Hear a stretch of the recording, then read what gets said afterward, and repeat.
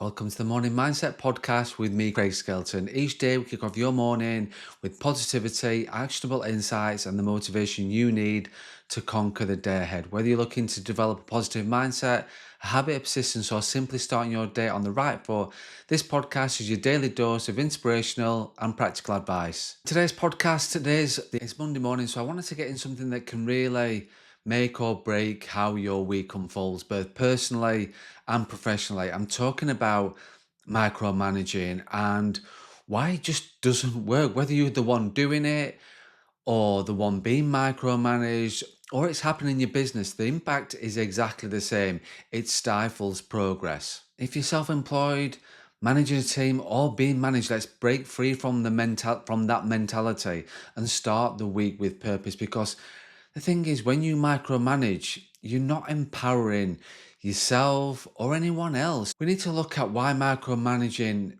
is such a trap and what the real consequences are for you, your team, and your business. Micromanaging is rooted in a desire for control. It feels like the more you oversee every little detail, the more secure and successful the outcome will be. But the problem is that's just an illusion. What you think is gaining control is actually causing chaos. When you micromanage, you lose sight of the bigger picture. You get bogged down by spending so much time making sure every little thing is perfect. And you miss out on strategic opportunities. Should already be trusted to your systems, your processes, the team if you've got one. And in doing so, you rob yourself of time and energy needed to grow and innovate. Think of it this way. A pilot doesn't fly a plane by checking every passenger's seatbelt. They just trust the systems, their co-pilot and the team to do their part. They have the ultimate responsibility, but they delegate for a reason. You've got to do the same in your business. So let's start with you. If you're constantly micromanaging your own tasks, trying to perfect every little thing, you're not allowing yourself room for growth. Perfectionism often sits hand in hand with micromanagement. You tell yourself, if I don't do it, it won't be done. But that mentality is destructive. When you micromanage yourself, you create unnecessary stress in the cycle of obsessing over things often don't even matter in the bigger picture. Do the details of a email really matter in the grand scheme of things, or are you just procrastinating on the bigger tasks that can drive your business forward? Stop micromanaging yourself and give yourself permission to be imperfect. Not everything has to be flawless. Trust in the systems you've set up.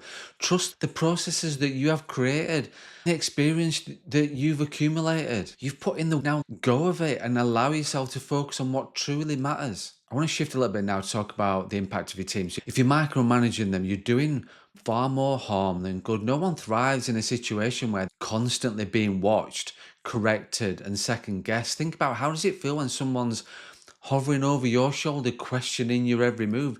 It kills creativity, stifles initiative, and erodes trust. Micromanagement communicates to your team that you don't trust them, and trust is the foundation of any successful team. If your employees don't feel like you trust them, they stop trying. Why? Because they know that you'll just create whatever they do anyway. It becomes a situation of, why bother putting in the effort if the boss is going to do it over anyway? This leads to disengagement, and a disengaged team is unproductive, unmotivated, and ultimately it impacts your business's bottom line.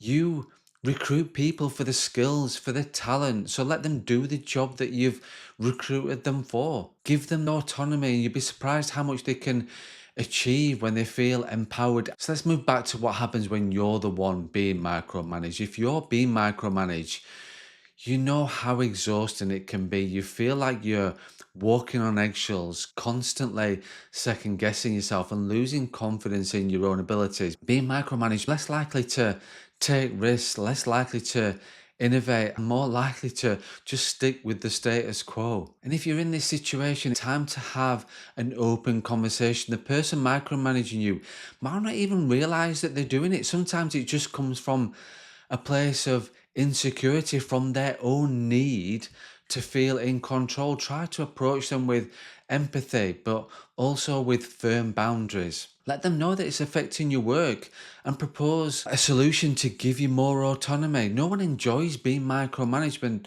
and often addressing it head on can start the process of shifting the dynamic. Micromanaging limits growth. Let's look at the bigger picture for your business. Whether you're a sole trader or a full team, micromanagement limits growth because you're spending too much time focusing on the wrong things instead of strategizing, planning, and looking for ways to scale. You're just stuck in the trenches. If you want your business to grow, you need to let go of the idea that you have to control every little detail. Focus on the high level tasks that move the needle. Delegate the rest to your team or outsource it. Systems and technology. There's plenty of technology out there. Your job as a business owner is to steer the ship, not to check every minute detail of it. Micromanagement also stunts the development of your team when they aren't given the freedom to make decisions, to fail, and to learn from those failures. They don't grow.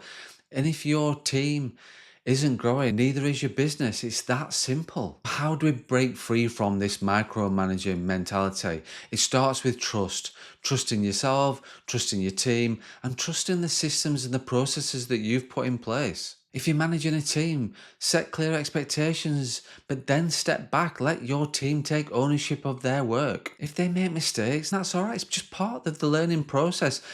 Mistakes are valuable, they lead to growth, and growth leads to success. If you're micromanaging yourself, practice letting go. Focus on the tasks that truly matter. Don't get caught up in perfecting every little thing. Trust in your own capabilities. And if you're being micromanaged, don't stay silent. Advocate for yourself, for the autonomy you need to be able to succeed. Just to wrap things up, starting the week with purpose means letting go of the things that hold you back. Micromanaging is one of the biggest obstacles to your success. It's a trap that tricks you into thinking you're being productive when really it's stunting your growth and the growth of those around you. Today, take this time to ask yourself, where am I micromanaging? How can I start to let go? Empower yourself, empower your team, and watch how much more you can achieve when you stop trying to control every little thing.